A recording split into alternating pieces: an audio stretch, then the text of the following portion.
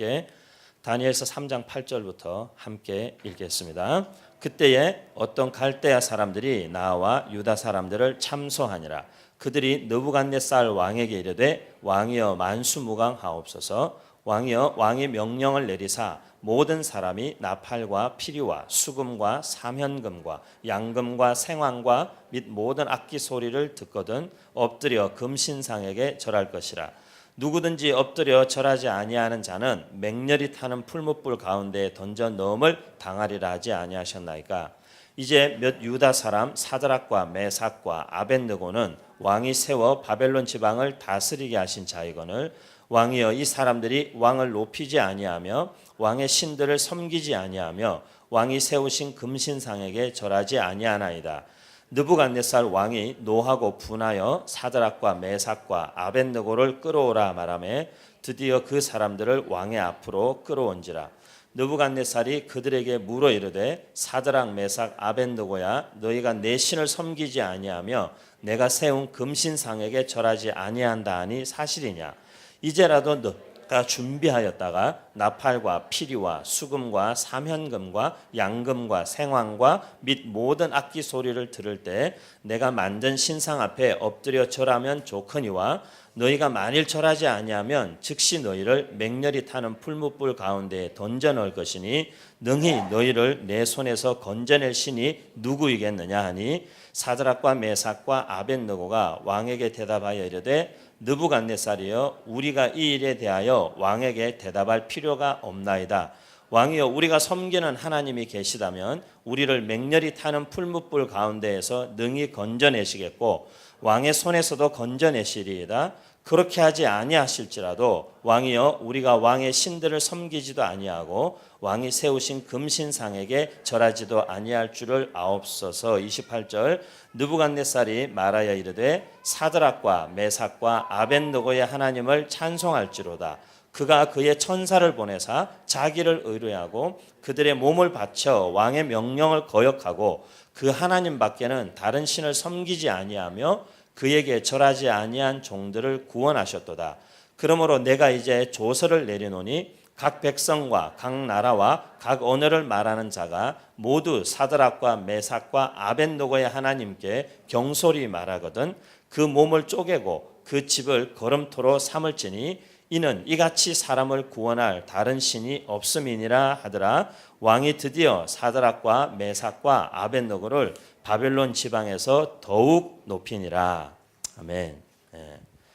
다니엘서 말씀을 계속 우리가 보고 있습니다. 우리 시대에 특별히 젊은 청년들이나 하나님의 사람들이 좋은 롤 모델을 좀 붙들고 살면 좋겠다. 물론 예수님이 우리의 가장 완전한 목자이시고 가장 좋은 모델이지만 우리는 예수님이 아니잖아요.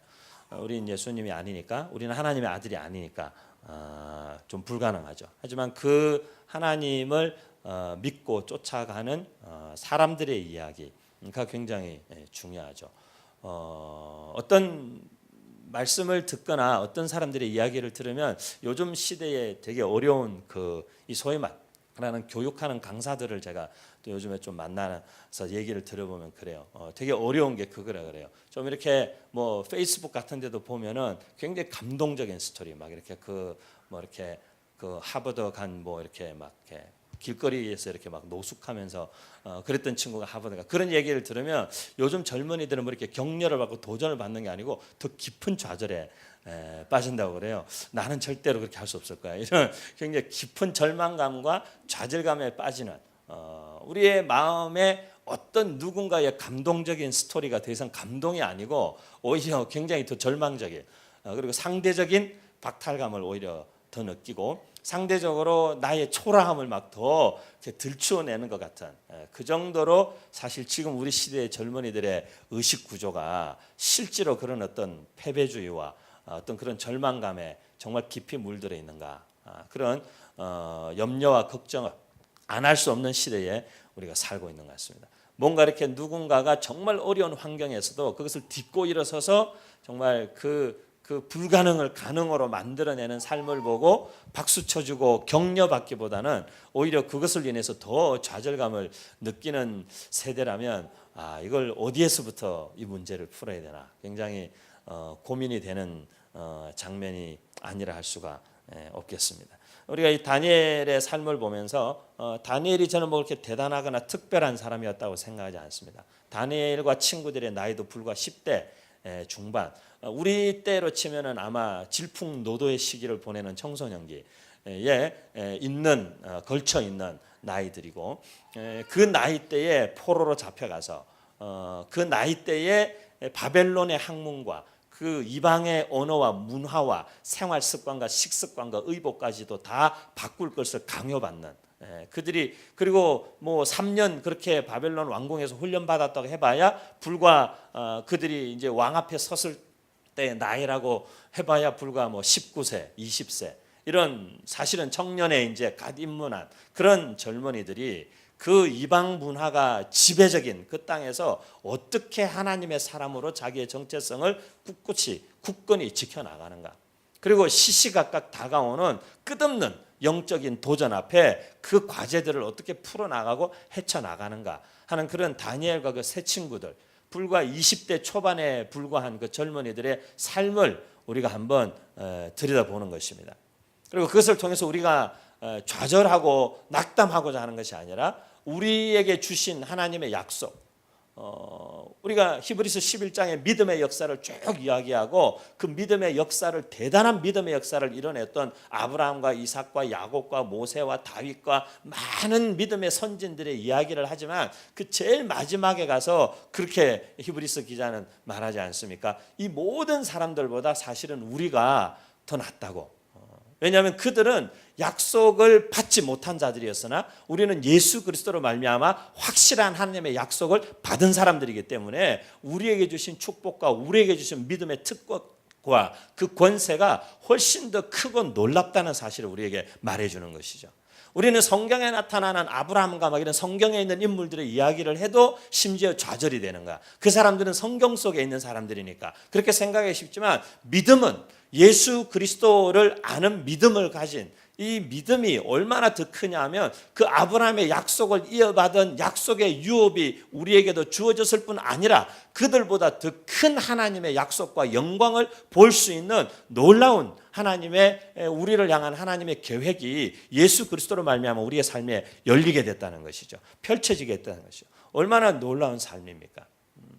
그들은 그 약속을 기대하고 바라보았으나 그 약속이 이루어지는 것을 보지 못했던 사람들이었어요. 하지만 우리는 그 약속이, 하나님의 약속이, 창세로부터 이어진 하나님의 약속이 우리에게 와서 성취되고 이루어진 시대를 살고 있는 사람들이 우리이기 때문에 우리의 시대에 풀어진, 우리의 시대에 우리에게 약속되어진 하나님의 권능과 그분의 역사라는 것은 아브라함과 이삭의 시대하고는 비교할 수 없는 것이에요. 사실 지금 시대에 하나님께서 우리에게 주신 약속은 얼마나 놀라운, 그 예수 그리스도 안에 있는 약속이 놀라운 약속의 시대를 살고 있습니까? 하지만 계속해서 우리의 원수인, 하여간 하나님과의 관계를 온전히 바로 서지 못하게 하는, 오늘 우리가 읽은 본문 3장 8절은 그렇게 시작합니다. 그때에 어떤 갈대아 사람들이 나와서 유다 사람들을 참소했다 그랬어요. 참소한다라는 단어는 이렇게 헐뜯거나 비방하거나 고발하고 고소하는 것이죠. accuse 하는 것이죠. 근데 굉장히 놀랍게도 성경은 계시록 12장에 보면 사단의 정체성, 사단이 이 땅 가운데서 밤낮 하는 일을 뭐라고 얘기하냐면 그가 하나님 앞에서 하나님의 사람들을 참소하는 자라 그렇게 말했어요. The accuser. 사단의 아이덴티티를 accuse 하는 사람이에요. 욥도 그랬죠. 욥도 사단이 하나님 앞에 서서 욥을 계속적으로 참소한 것입니다. 하나님, 욥을 하나님이 그 정도로 잘해 주시니까 욥이 하나님을 섬기고 사랑하는 거지, 욥에게서 그런 것들을 뺏어가 보십시오. 욥이 그래도 하나님을 여전히 사랑하고 섬기는지. 그렇게 계속적으로 참소함으로써 어떻게 합니까? 하나님과 욥의 관계를 이간질시키는 거죠. 그 사이를 멀어지게 하는 것입니다. 원래 창조된 하나님과 그 인간과의 관계성은 깊은 친밀함의 관계 속에 머무르는 것이 맞는 것입니다. 하지만 그 깊은 친밀함의 틈을 비집고 들어와서 그 사이를 벌어지게 만드는 것입니다.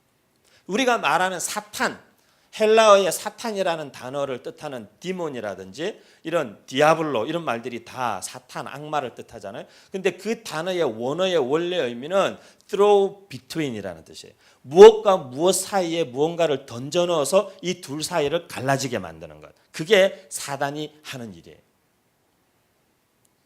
오늘 본문에서도 이 느부갓네살 왕과 아마 느부갓네살 왕 주변에 다니엘이나 그 친구들이 포진하고 있으면서 이 유대인, 이방인, 포로로 잡혀온 것들이 와서 득세하고 권세를 누리는 것에 대해서 갈대아 사람들이 아마 속상했던 것 같아요.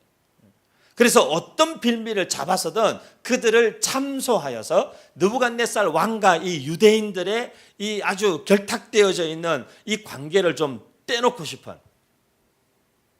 하지만 우리가 봤겠지만 다니엘에 대해서도 마찬가지고 모두에 대해서 그들이 일을 행함에 있어서는 흠을 잡을 게 없는데 유일하게 그들을 걸고 넘어질 수 있는 한 가지가 있는데 그들의 신앙 문제인 것이죠. 어쩌면 지금도 우리가 살고 있는 시대에 우리 크리스찬 젊은이들이 직면해 있는 도전도 똑같은 문제라고 생각해요. 일을 잘해도 일을 못해도 결국에는 예수쟁이라는 것 때문에 욕먹는 거. 일을 잘해도 예수쟁이라는 게 문제고 일을 못해도 일 못하는 게 문제가 아니고 예수쟁이라는 걸 문제 삼는 거죠. 그런 상황들을 우리가 직면하면 쉽지는 않죠. 우리는 가끔씩 이제 영적인 자존심이 상하는 거죠. 내가 일을 못하는 것 때문에 주님이 욕을 먹는구나. 뭐 이런 생각 때문에 더 이제 깊이 좌절하고 막 이렇게 나는 막 이렇게 쓸모없는 사람인 것처럼 하나님께 영광을 돌리기는커녕 내가 일을 어설프게 해가지고 주님의 영광을 더 가리는구나. 그렇게 생각할 정도로 우리의 그 뗄래야 뗄 수 없는 신앙적 아이덴티티가 우리가 가지고 있는 이 삶의 현장하고 직결되어져 있는 것이죠. 참소합니다. 여러분 그리스도인의 삶을 생각해 볼 때 저는 늘 자주 말씀드리지만 여러분 한순간도 긴장을 놓을 수 있는 사실 순간이 없는 것 같아요. 우리는 죽는 그날까지 우리는 영적으로 항상 긴장하고 있어요. 풀 수가 없어요. 한순간에 한 고비를 넘었다라고 생각하고 마음을 놓는 순간 우리에게는 그 다음 어택이 들어옵니다. 한 고비 넘어간 것 같다. 그래서 한숨 쉬고 잠깐 마음 풀면 그 다음 공격이 즉시로 들어옵니다. 마음을 놓을 수가 없습니다. 인생은 평안한 것이라고 인생은 안정적인 것이라고 제가 늘 말씀드리죠. 삶의 전제가 잘못되면 인생이 굉장히 괴롭습니다. 여러분의 삶이 아무 문제 없이 항상 편안한 것이 정상이라고 생각하면 안 됩니다. 인생에는 내가 원치 않는 평지에서도 풍파가 일어나는 거고 갑자기도 일어날 수 있는 사건들이 얼마든지 있다라는 걸 예상하고 살아야 됩니다. 우리가 운전을 할 때도 우리가 그냥 이렇게 그냥 운전을 나만 잘한다고 되는 게 아니라 방어 운전을 해야 된다 그러잖아요. 방어 운전. 내가 아무리 운전을 잘하고 교통법규를 지키고 가야 되는 선으로만 가도 그 선을 넘어오는 사람들이 있어요. 내가 원치 않는 때에 내가 원치 않는 방법으로 내가 원치 않는 상황에서 넘어오는 사람들이 있어요.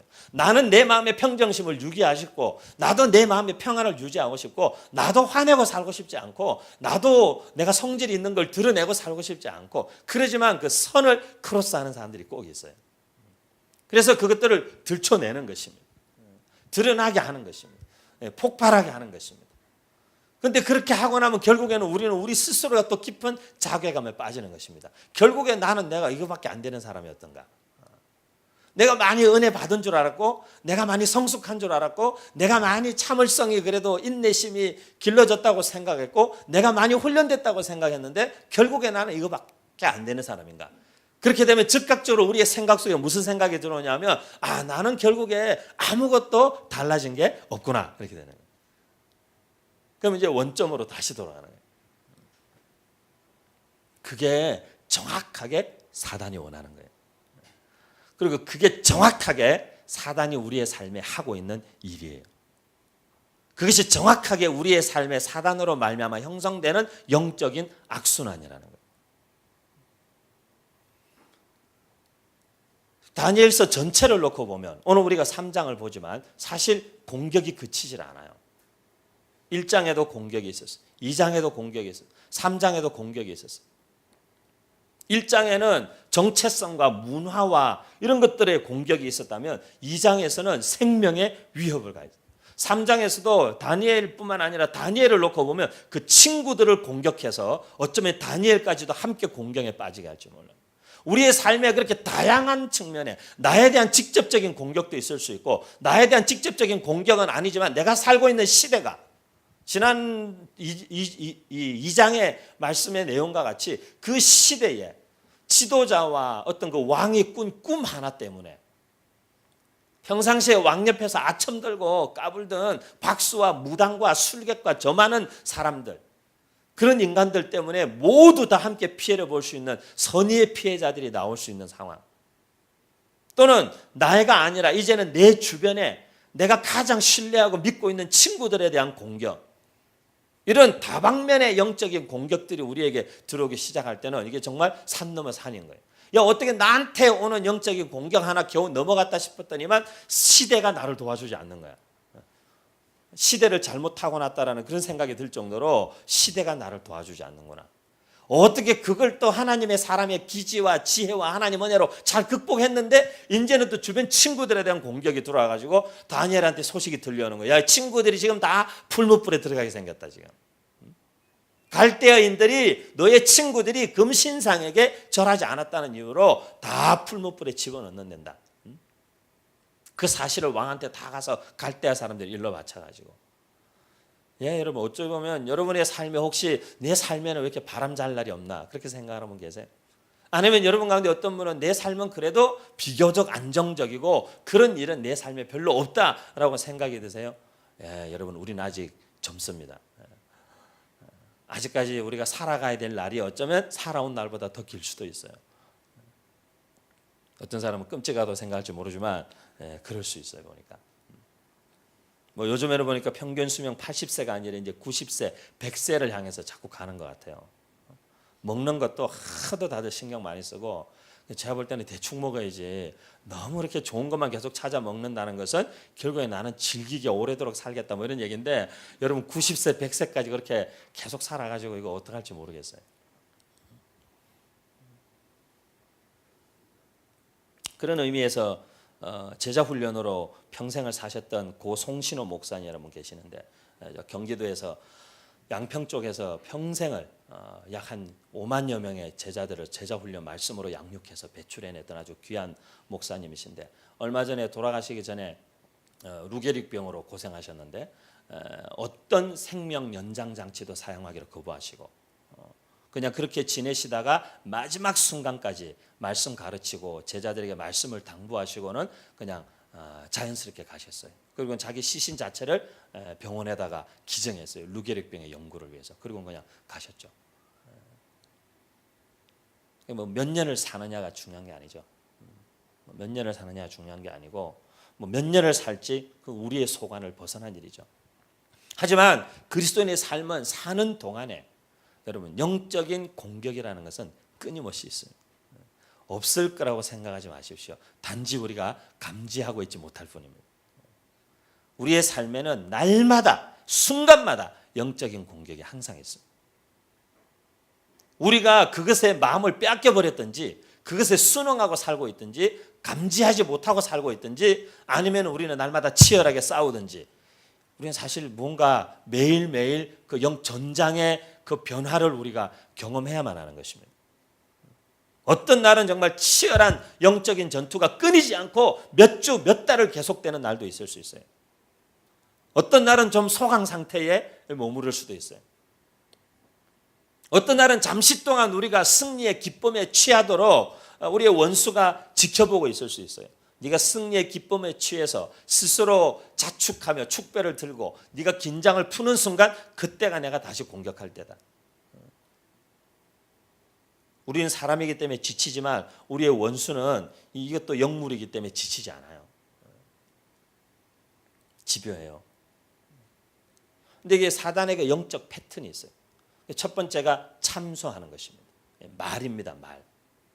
성경에 보면 이 말을 제어하면 능히 그 자신도 제어할 수 있다 그렇게 말했어요.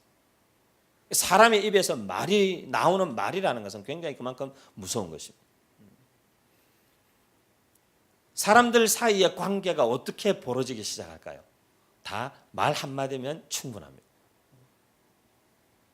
사단이 하는 일은 그래서 계속적으로 그런 참소하는 말입니다. 관계의 이간질의 첫 번째는 하나님과 우리와의 관계의 이간질입니다. 내가 하나님과의 친밀함 속에 계속 거하는 것을 눈꼴시여서 볼 수가 없는 거예요. 왜? 자기가 원래 그 자리에 있었고 자기가 하나님과 가장 친밀함을 누리고 싶었고 그런 마음이 있는 사람들은 여러분 조심하셔야 돼요. 그게 사실은 굉장히 건강하지 않고 성경적이지 않은 마인드예요. 교회 보면 교인들이 그런 사람이 있어요. 내가 목사님하고 제일 친해야 돼. 이런 사람 있죠. 되게 초딩 같은 그런 사람도 있잖아요. 근데 나이 많은 분 중에도 그런 분이 있어요. 자기가 목사님하고 제일 친하다는 걸 다른 권사님들한테 계속 각인시키려는 노력을 끊임없이 하는 그런 권사님들이 계세요. 장로님들 중에도 내가 담임 목사님하고 가장 많은 얘기를 하고 내가 담임 목사님의 의중과 뜻을 가장 잘 안다는 걸 다른 장로님들한테 계속 알리고 싶어하는 장로님들이 있어요. 청년들 중에도 내가 우리 목사님하고 가장 친하다는 것을 이렇게 알리고 싶어하는 이 초딩 마인드를 가진 그런 사람들이 교회 안에 있어요. 여러분 그것은 건강한 것이 아니에요. 사단이 하나님과의 관계의 친밀함이 완전 깨지고 추방당하게 했던 가장 근본은 자기가 가장 좋은, 가장 높은, 가장 친한. 그래서 never say never이라는 말은 그래서 나오는 말인 것 같아요. 우리가 이렇게 너무 단정적이고 너무 너무 최상급 표현을 즐겨 쓰는 사람을 조심해야 돼요. 연애할 때도 마찬가지겠죠. 네가 제일 예뻐. 거짓말이죠. 그건 진짜가 아니죠. 그건 거짓말. 그런 말에 자매들 이렇게 속으면 안 됩니다. 네가 진짜 제일 예뻐. 내 눈에는 그 마음으로만 그 얘기하죠. 근데 네가 제일 예쁘다고. 너무 최상급 표현을 남발하는 사람, 말에 신빙성이 없는 사람. 근데 사단은 그 말들을 한마디 던짐으로써 하나님과 우리와의 관계에 틈을 벌려요. 하나님 하나님 너 같은 네가 생각을 해봐야. 너 지난주에 네가 한 걸 생각해봐라. 하나님이 진짜 너 구역질 난다 그러실 거야. 말라기서 읽어봐. 말라기서 막 이러면서 사단이 말씀을 인용해서 우리에게 막 이렇게 하나님이 네가 내는 11조 와 진짜 싫어하셔. 네가 드리는 예배 막 가증스럽다고 그러셔. 네가 무슨 예배? 야 진짜 너 가증스럽다. 너 지난주에 그런 짓을 하고 이 주일날 와가지고 아무렇지 않게 예배 드리는 거고 하나님 진짜 가증스럽다. 말라기서 말씀 계속 생각나게 하는 거예요. 그래서 우리 계속 가증스럽다고. 하나님과 우리와의 관계를 벌어지게 만들어요. 하나님께서 우리를 향한 하나님의 사랑과 예수 그리스도의 그 십자가와 이렇게 성찬을 함으로써 그 예수 그리스도께서 우리를 위해 완성하고 이루신 일에 집중하게 하기보다는 계속해서 우리의 허물과 우리의 과거와 우리의 문제와 나의 현 상태에 집중하게 함으로써 하나님과 우리 사이의 거리감을 너 낯설다 이런 생각 들게 할 정도로 거리감을 넣는 것이죠. 우리 안에. 어제까지 굉장히 친했던 것 같은데 순간 낯선 생각이 들게 할 정도로 하나님과 우리 사이에 그런 이간질을 하는 것이죠. 사람들 관계도 마찬가지입니다. 어떤 말 한마디가 그 사이에 들어오는 것입니다. 하나님과 나 사이에. 교회에서도 보면 목회자와 성도 사이에. 성도와 성도 사이에 말 한마디가 들어와서 관계의 틈을 벌려놓는 것입니다. 그리고 이 일이 조금 더 진행되면 이제 편가르기를 해요. 갈대아 사람, 유대 사람. 느부갓네살 왕의 측근에 너무 유대인들이 진치고 않는 것 같아. 이건 아닌 것 같아. 갈대아 사람들이 자존심이 있지 우리가 주도권을 잡아야 돼. 너는 이 편이야 저 편이야. 자꾸 편을 택하라 그래요. 우리가 살고 있는 지금 시대도 그래요. 자꾸 편을 택하라는 거야. 너는 보수야 진보야. 너는 뭐야. 너는 통진당 사건에 대해서 어떻게 생각하는 거야. 얘기를 해보라고 자꾸. 저 그렇게 얘기하는 거예요. 자꾸 우리에게 세상은 자꾸 그런 것들을 강요해요. 저는 강원영 목사님 되게 그런 면에서는 탁월한 안목이 있었다 그래요. 제가 말씀드렸죠. 그분의 그 자기의 삶의 족적을 두 단어로 between and beyond라는 두 단어로 딱 정리하고 가시는 거예요. 그분도 우리나라의 가장 치열한 역사의 한 페이지를 살아오신 분이죠. 1918년도부터 시작해서 그 역사의 페이지를 살아오신 분이죠. 2000년도까지. 그런 분이지만 그 삶을 평생의 자기의 삶을 비트윈 보수 진보, 영남 호남, 남과 북, 좌우 이 틈바구니에 서 있는 자기에게 세상은 계속 선택하라고 얘기한다는 거예요. 너는 보수냐 진보냐? 당신은 좌입니까 우입니까? 당신은 기독교 좌파입니까 우파입니까? 계속 선택하라는 거예요. 근데 그분은 항상 나는 그 너머를 본다고. 나는 그 너머를 생각한다고. 우리가 함께 갈 수 있는 길을 나는 찾는다고.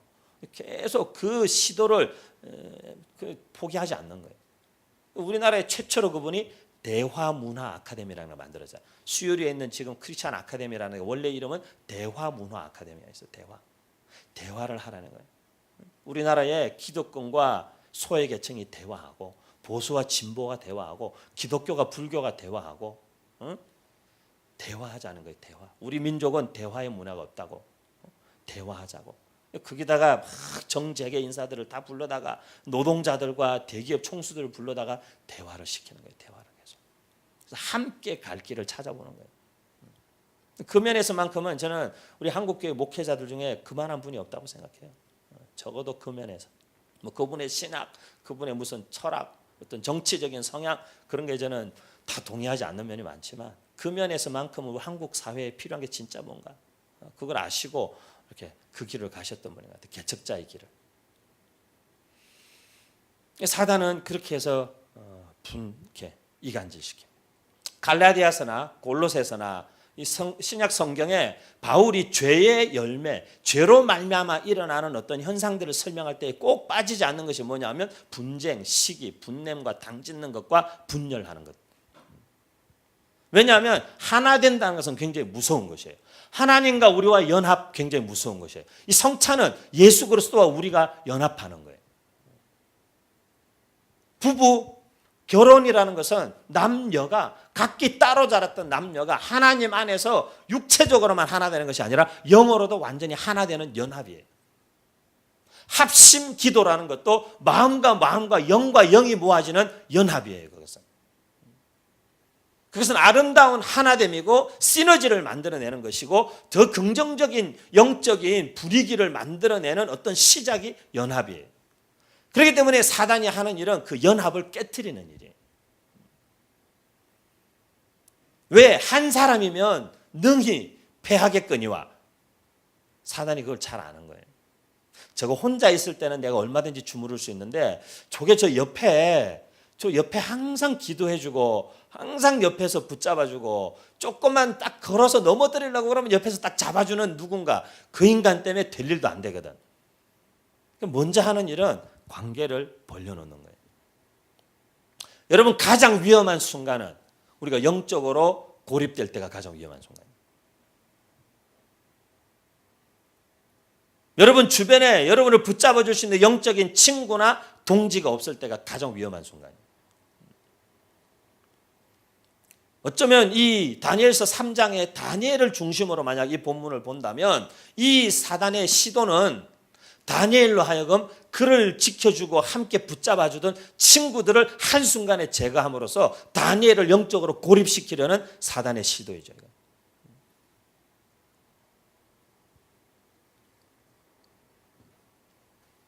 그런 상황들을 통해서 마음 가운데 이 친구들의 마음 가운데 이제 두려움을 조장하는 것이죠. 기회를 한 번 더 줄게. 지금이라도 너희가 음악 소리가 쫙 울리면 거기에 절하면 살려줄게. 하지만 아니면 너희는 풀무불에 그냥 들어가는 거야. 풀무불에. 자, 우리의 삶에 이런 순간은 언제나 찾아옵니다. 인생은 항상 내가 생각한 대로 내가 계획한 대로 풀리지 않습니다, 여러분. 그죠? 내가 생각한 대로 풀리는 인생 있으면 여러분 진짜 한번 손들어 보세요. 제가 맛있는 밥을 사드릴게요. 여러분의 뜻대로 잘 풀리는 인생을 제가 축하하기 위해서 제가 맛있는 최고의 만찬을 대접하겠습니다. 저도 아마 하나님께서 저에게 주신 많은 꿈과 비전과 소망과 계획들 하나님 이루어 가시는 것들이 다 보이고 진행되는 일이 있고 앞으로 벌어질 일들이 있고 그것들이 보이지만 제 삶의 많은 영역에 보면 제 뜻대로 풀어지지 않은 것 같아요. 항상 하나님의 뜻이 이루어지고 항상 하나님의 공의가 드러나고 그것에 있어서 가끔은 손해보는 것 같고 가끔은 억울한 것 같기도 하고 그러지만 그것이 상황이 다 정돈되고 난 다음에 보면 맞습니다. 하나님의 뜻이 최선이었습니다. 그걸 고백하게 하시는 은혜가 항상 삶을 둘러쌌던 것 같아요. 그건 우리의 삶에 여러분 이것은 어떤 하나의 패턴 같은 것입니다. 사실 이 두려움이라는 것은 굉장히 무서운 것입니다. 그죠? 고객님 많이 당황하셨어요. 뭐 이런 거 요즘에 많이 하잖아요. 사람이 순간 당황하면 이게 머리가 하얗게 되잖아요. 다. 호랑이에게 물려가도 정신만 바짝 차리면 살 수 있다. 그런 말이 다 그냥 나온 말은 아니죠. 교통사고가 나든지 어떤 상황이 발생했을 때에 정신만 바짝 차리고 있으면 사실은 우리가 그 상황에 대처할 수 있는 충분한 어떤 지식과 상식이 우리 안에 있음에도 불구하고 우리가 순간 두려움에 사로잡혀서 어찌할 바를 모르게 되면 그때부터는 아무 생각도 나지 않는 것이죠. 사단이 우리를 조종할 때 두려움으로 조종하는 거예요.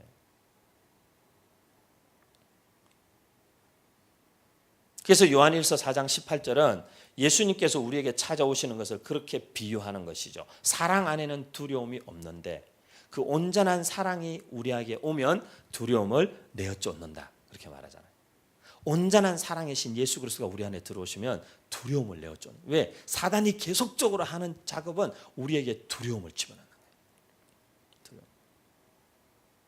인생에 대한 두려움, 미래에 대한 두려움, 사람에 대한 두려움, 상황에 대한 두려움, 아직까지 일어나지도 않은 일에 대한 두려움, 그것들을 미리 당겨다가 미리 걱정하고 염려하게 만드는 그 두려움에 한번 일단 사로잡히면 그때부터는 그것으로 계속 그를 조정할 수 있어요. 이 세상에 사람을 움직이는 사람들의 패턴을 보십시오. 거의 다 그래요. 거의 다 그래요. 사실 여러분의 삶에 누군가가 계속적으로 영향력을 행사하는데 그것을 여러분이 그 사람의 관계를 딱 정리 못할 때에는 그게 여러분 사실은 두려움이 있어요. 잘 한번 생각해 보세요. 여러분. 내가 이 사람하고 관계를 분명히 끊어야 되는데 이게 건강하지 않은 관계인데 그 관계를 끊지 못하는 기저에는 사실은 두려움이 있어요. 다른 어떤 감정보다 두려움이 있어요.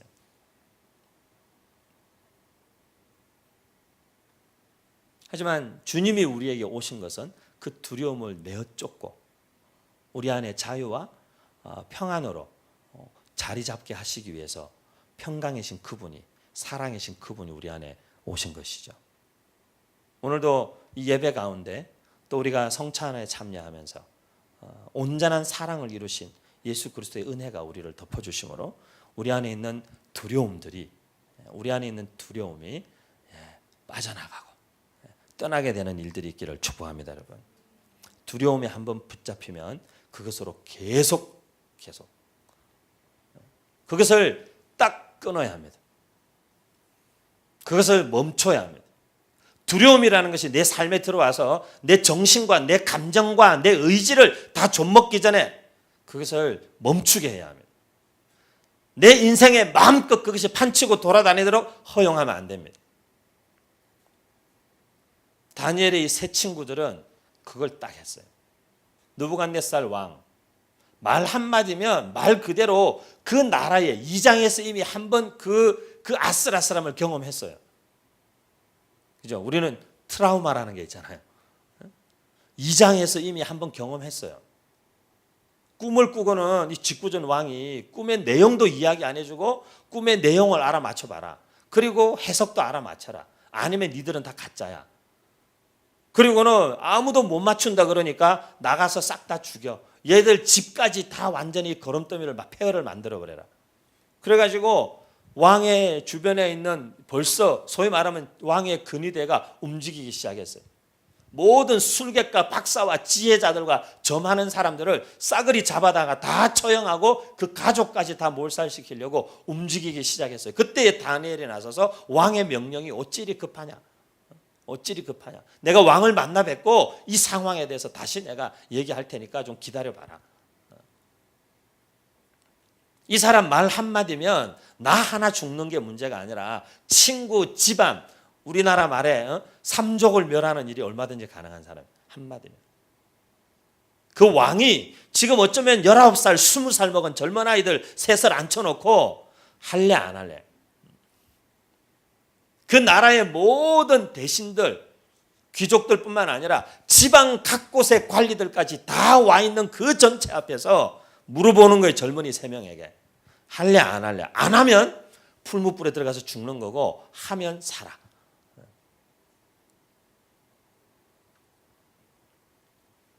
얼마나 사실 그 두려운 사실 현장입니까? 여러분, 한 사람이 줄 수 있는 두려움이라는 게 사실 굉장히 큽니다. 굉장히 큽니다. 우리가 뭐 김일성 이런 얘기 많이 하지만 뭐 그 아저씨 저도 별로 안 좋아하지만 그 김일성에 대한 그 일화나 이런 걸 보면 그런 얘기 나와요.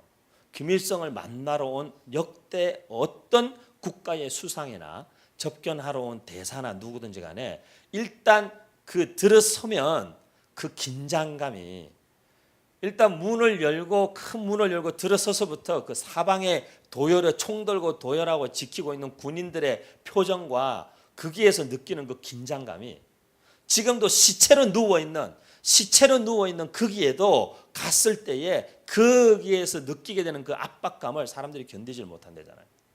그냥 이렇게 절을 안 하면 안 될 것 같은 생각이 그냥 들 정도로 잠깐만 긴장을 풀면 그냥 그 시신에게 절하게 될 정도의 그 압박감이 있대잖아요.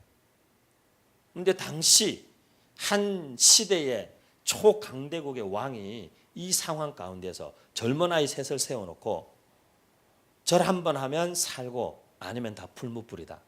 선택해라. 그 얘기를 하는 거죠. 그 밀려오는 압박감이 얼마나 컸겠어요. 그걸 이 젊은이들이 기질이 세가지고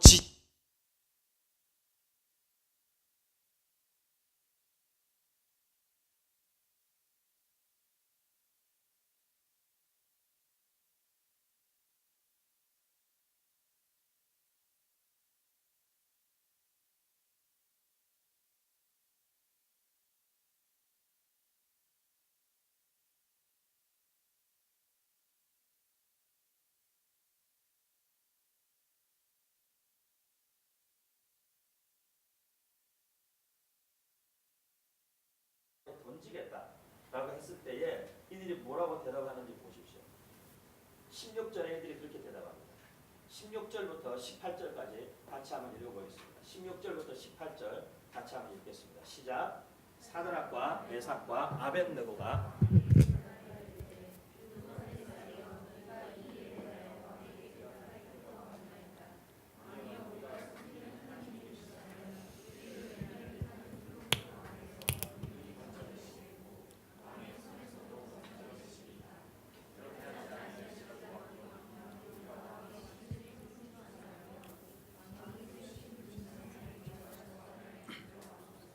여기 보니까 그렇게 얘기합니다. 사드락과 메삭과 아벳느고가 말하기를 이 일에 대해서 답할 필요가 없습니다.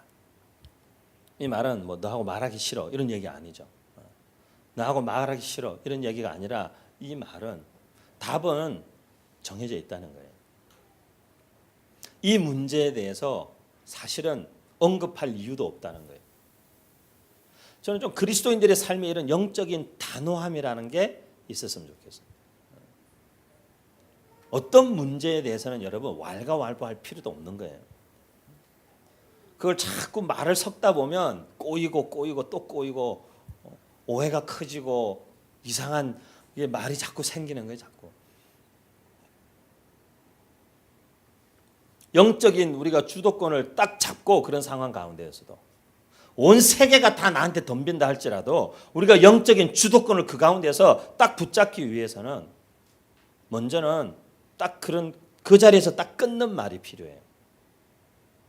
이게 보면 말 한마디가 떠돌아다니면서 굉장히 많은 사람들을 되게 어렵게 하는 일들이 항상 있어요. 가정에서도 이렇게 뭐 남편이 한마디 툭 했는데 이게 막 부부 사이에 어려움이 되고 부모 자식 간에도 어려움이 되고 고부 간에 갈등이 되고 말 한마디가 되게 무서운 거예요.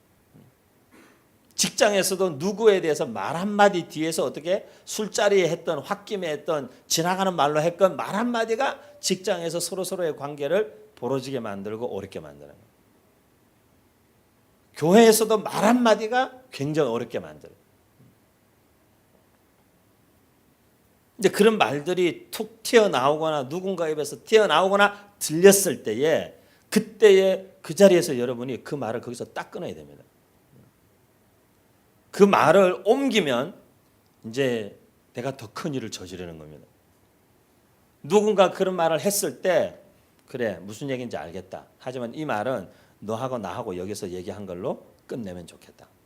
그리고 이 상황과 이 문제에 대해서는 앞으로 어떻게 진행될지는 좀 더 지켜보자. 그리고 필요하다면 내가 그 사람을 만나서 얘기를 한번 들어보겠다. 그렇게 해서 거기서 딱 끝나게 해야 됩니다.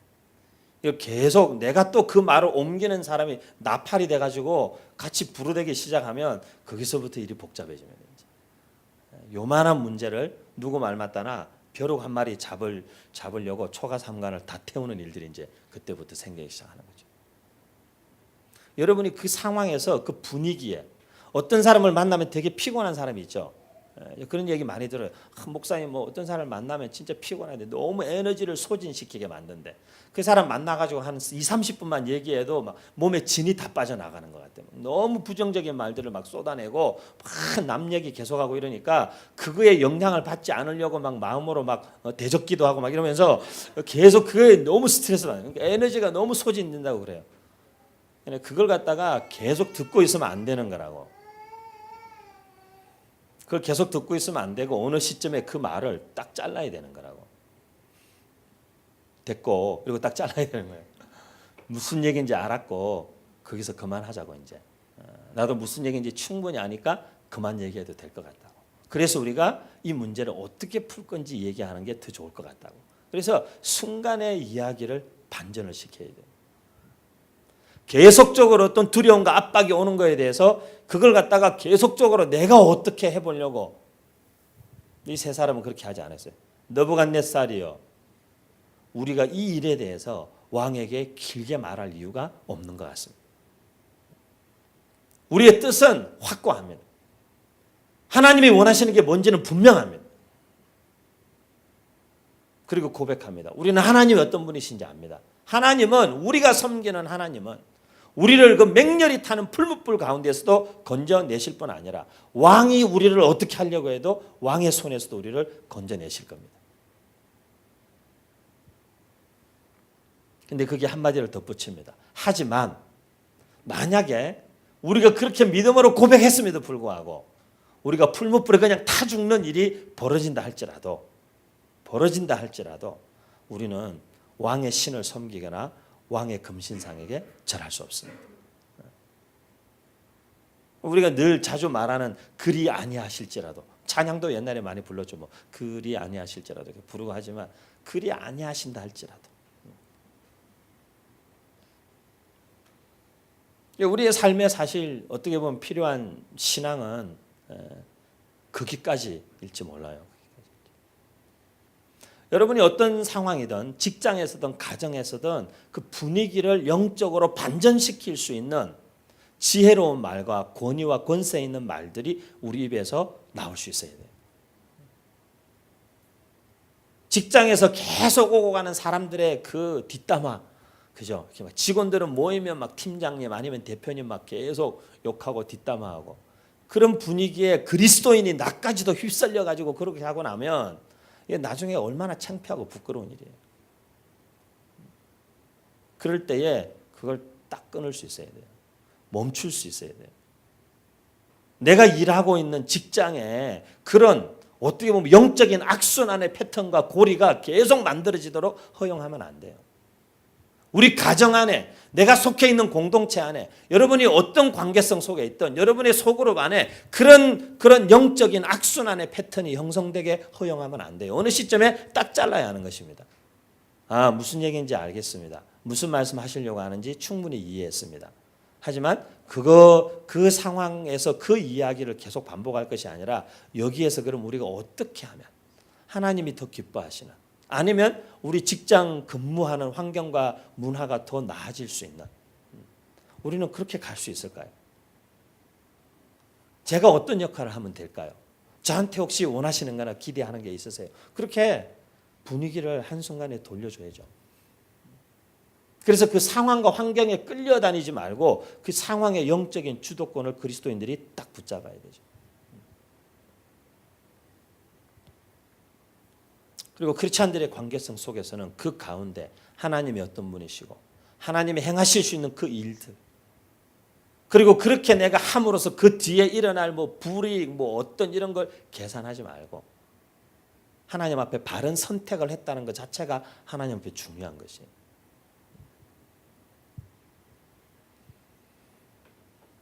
긴 말을 하면 안 돼요. 제가 보니까 성경에 나오는 하나님의 사람들은 말을 이렇게 길게 하지 않았어요. 그리고 긴 말을 늘어놓으면 하나님이나 우리 예수님께서 딱딱 자르셨던 것 같아요. 이렇게. 에스더 딱 한마디 하잖아요. 죽으면 죽으리라. 말이 길질 않아요. 뭔가 마음이 정해진 사람들은 말이 길질 않아요. 왜 이렇게 막 구구절절 이렇게 뭘 늘어놓고 변명하고 막 이렇게 설명이 장황하고. 기업에서 면접을 봐도 그런 거 아니에요? 당신 뭐 하고 싶습니까?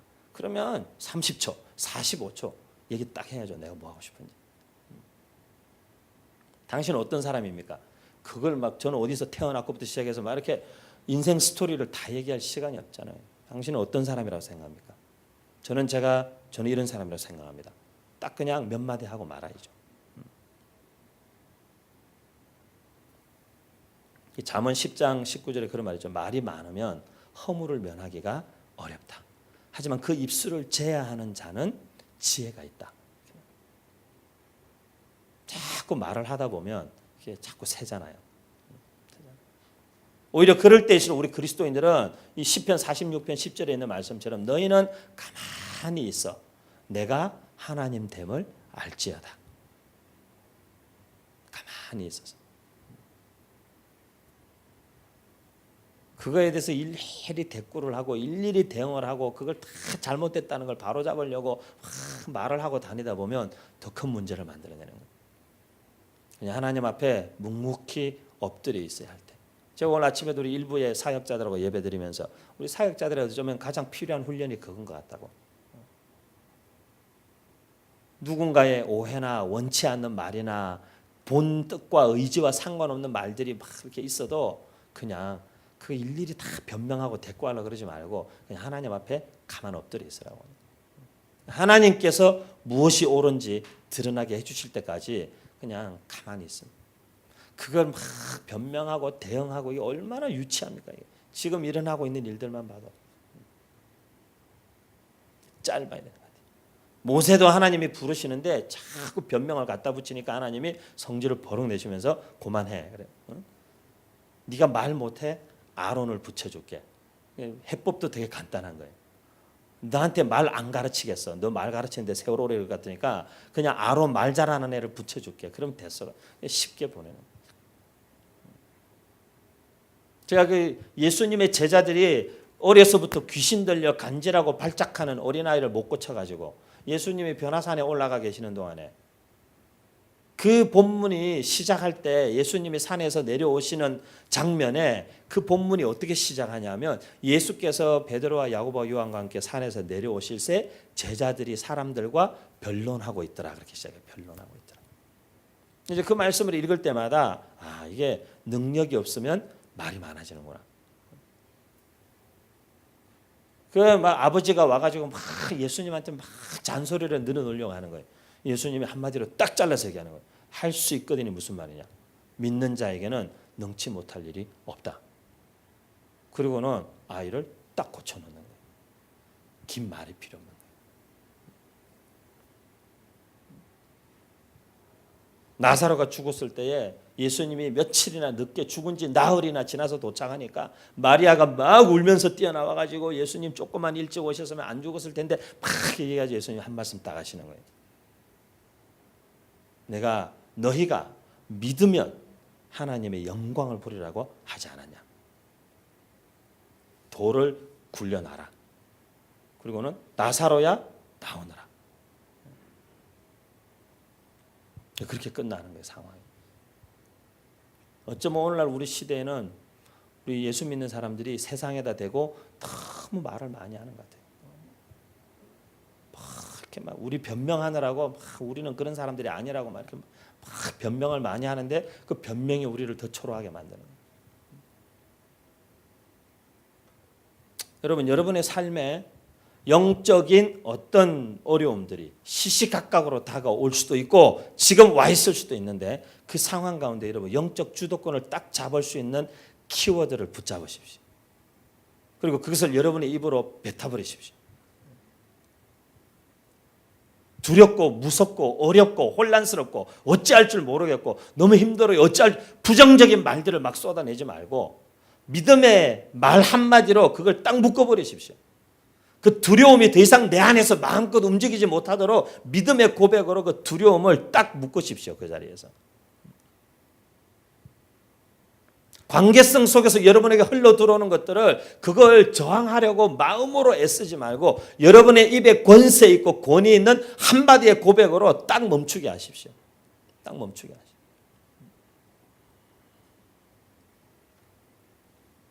하나님께 맡기는 거죠. 뭐. 그렇게 나아갔을 때에 우리 하나님의 살아계심, 하나님의 함께하심 우리의 삶에 드러나는 거죠. 그리고 더 놀라운 것은 오늘 읽은 본문 3장 30절 마지막 절에 이런 말이 있죠. 왕이 드디어 사드락과 메삭과 아벳느고를 바벨론 지방에서 더욱 높이니라. 굉장히 좋아하는 적용의 말씀이죠. 우리가 비온 뒤에 땅이 굳어지고 어려움과 시련 앞에서도 주님의 뜻을 끝까지 선택하고 했더니만 그래도 하나님이 우리를 그 이후에 승진하게 하셨다. 이런 거죠. 말하자면 굉장히 놀라운 막 축복하셨다 이거죠. 대박 났다 막 이런 거죠. 굉장히 우리가 좋아하는 적용입니다.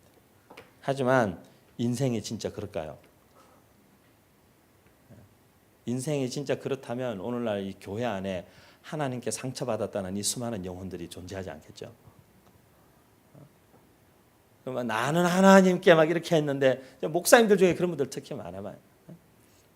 내가 지금까지 하나님께 어떻게 했는데 하나님이 뭐 나한테 막 이러냐고.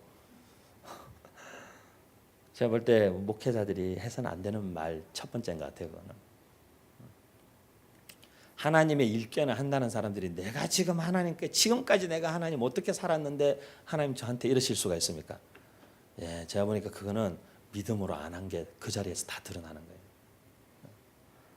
믿음으로 하지 않은 게 드러나는 거고 인간적인 욕망과 그것들이 그 뒤에 숨어 있었던 게 다 드러나는 거고 정말 하나님의 영광을 위해서 했으면 상관없죠. 사실 상관없죠. 그래서 오늘 본문의 이 18절의 이 고백 그렇게 하지 아니하실지라도 이 다니엘의 세 친구들은 그 메시지를 우리한테 던져주는 것 같아요. 저는 여러분에게 자신 있게 얘기할 수 없을 것 같아요. 제가 목회자의 양심상 저는 그렇게 여러분 다니엘의 세 친구처럼 다니엘처럼 뜻을 정하고 직장에서도 하나님의 기준을 절대 타협하지 마십시오. 결국에는 여러분 직장에는 여러분의 직장 동료와 여러분의 팀장님과 대표님이 여러분의 진정성을 알 겁니다. 그리고 나중에 여러분을 아주 중용할 겁니다. 저는 그렇게 말 못할 것 같아요. 여러분 쫓겨날 수도 있어요. 회사에서 잘릴 수도 있어요. 잘릴 수도 있어요. 하지만 여러분 지키십시오. 하지만 회사에서 쫓겨나는 것이 인생의 끝은 아닙니다. 그 회사에서는 여러분이 쫓겨나는 걸로 인생의 그 회사와의 관계는 마무리될지 모르지만 여러분의 인생에 저는 하나님이 여러분의 삶을 그것과 비교할 수 없는 자리로 높이시는 일들은 반드시 있을 것이라고 믿어요. 근데 그것보다 더 이렇게라도 한번 그래도 해줘야 조금 격려가 되니까 그러지만 그럼에도 불구하고 정말 우리가 본질적으로 붙잡아야 하는 것은 사실은 여기 있는 거죠. 28절에 있는 말이죠. 느부갓네살이 지금 2장에서는 다니엘에게 47절에 이렇게 다니엘 너희 하나님은 2장 47절에 참으로 모든 신들의 신이요 모든 왕의 주제시로다. 오늘은 사드락 메삭 아벳느고의 하나님을 찬송할지로다. 제가 볼 때 기적은 이게 가장 큰 기적인 것 같아요. 예수도 믿지 않는 그 사람이 이 모든 상황을 통해서 하나님이 누구신지를 확실하게 알게 되는 거예요.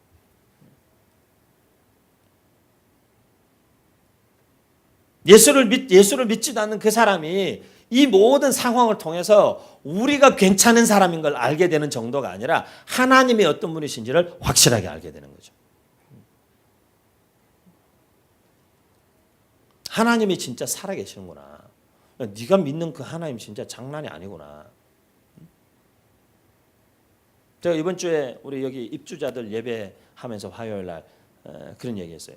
다니엘이 우리가 다 북한 통일 관계된 일들을 하는 사람들인데 제가 그랬어요. 왜 우리 크리스찬 정치인들 중에서 정권이 바뀌어도 자리를 계속 유지할 수 있는 사람이 많지 않을까? 그래서 제가 볼 때는 여러 가지 이유가 있지만 어쩌면 나는 가장 본질적으로는 이유가 그건 것 같다고.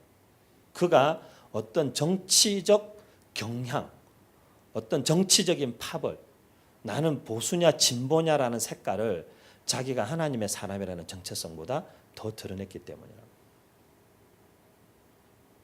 보수도 진보도 이 당도 저 당도 이 대통령도 저 대통령도 그 사람과 함께 하시는 하나님, 그것을 신뢰할 수 있게 해야 되는데 노선이 같으니까.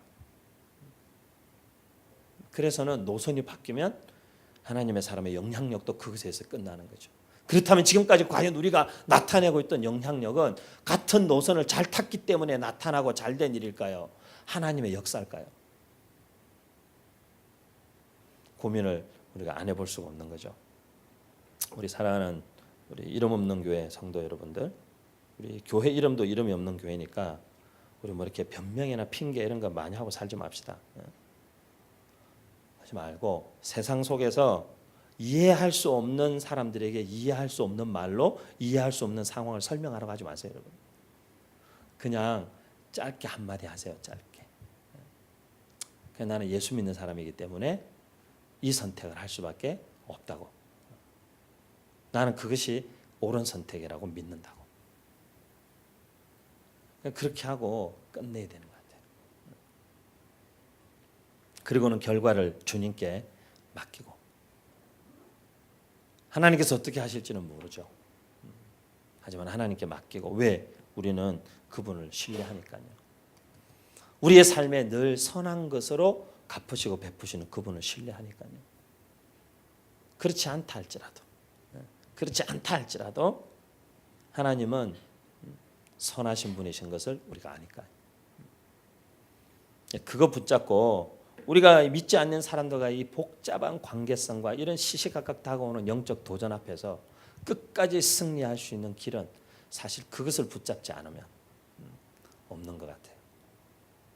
그래서 오늘도 이번 한 주간도 남은 삶도 우리가 정말 이 다니엘의 세 친구들과 같이 하나님이 어떤 분이시며 그 하나님이 내가 원하고 내가 예상했던 결과를 주시지 않는다 할지라도 하나님은 여전히 선하시다는 사실을 고백함으로써 모든 시험과 상황들을 지혜롭게 잘 풀고 승리하는 삶을 이번 한 주간도 여러분의 직장과 가정과 삶의 현장에서 우리가 다 살아갈 수 있게 되기를 주님의 이름으로 축복합니다.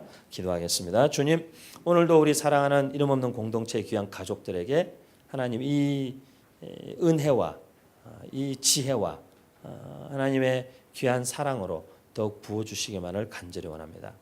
하나님, 사는 삶이 다들 만만치 않고 우리의 삶에 시시각각 다가오고 도전하는 그 도전들이 만만치 않은 시대에 우리가 살고 있지만 그 모든 상황 환경에 일일이 말로 감정으로 대응하기에는 하나님 너무나 피곤하고 너무나 지치는 우리의 삶일 터인데 하나님 우리가 오히려 그 가운데서 하나님의 사람답게 하나님의 진리를 짧고 간단하고 명료하게 선언하고 하나님께 그 상황을 의탁에 드리고 기꺼이 감당해야 할 것들을 감당하고 감수해야 할 것들을 감수하고 부딪혀야 할 것들을 부딪히면서 함께 정말 하나님의 공의가 그 가운데 드러나고 이루어지는 것을 향하여서 살아가는 이 한 주간도 우리 지체들의 삶의 현장이 그런 치열한 영적인 전쟁터인 것을 우리가 압니다. 하나님 도와주시고 하나님 지혜 주시고 우리 지체들의 선택에 하나님 축복하셔서 그 선택이 절대 틀리지 않음을, 그 선택을 하나님이 축복하심을, 그 선택 가운데 주님이 함께 하심을 분명하고 확실하게 알 수 있도록 하나님 은혜를 입혀 주시옵소서. 마음의 두려움들이 우리의 삶을 좀먹지 못하게 하시고 마음에 있는 두려움이 우리의 삶을 해짓지 못하게 하시고 하나님 우리가 그것들을 믿음의 고백으로 하나님 어떤 분이신지를 고백하고 선언함으로 하나님 우리가 그 두려움을 묶어둘 수 있게 하시고 우리의 삶의 그 두려움이 떠나가는 일들을 경험하는 또 이 한 주간이 되게 축복해 주시옵소서. 오늘도 주님 지금 이 시간 우리의 삶을 둘러싸고 있는 두려움과 우리의 삶을 둘러싸고 있는 어려움들이 무엇입니까? 오늘 이 자리에 올 때에 우리가 가지고 있던 고민과 우리의 마음의 근심과 해결되지 않고 풀리지 않는 답답함은 무엇입니까? 하나님 이 시간에 우리가 함께 믿음으로 우리를 위하여 이미 승리의 깃발을 꽂으신 예수 그리스도의 십자가의 승리에 동참할 때에 우리 안에 온전한 사랑이 들어오게 하시고 그 두려움과 근심과 염려와 걱정이 떠나가는 은혜가 임하게 하여 주시옵소서. 감사드리며 살아계시고 우리와 우리의 구주가 되시는 예수 그리스도의 이름으로 기도드립니다. 아멘.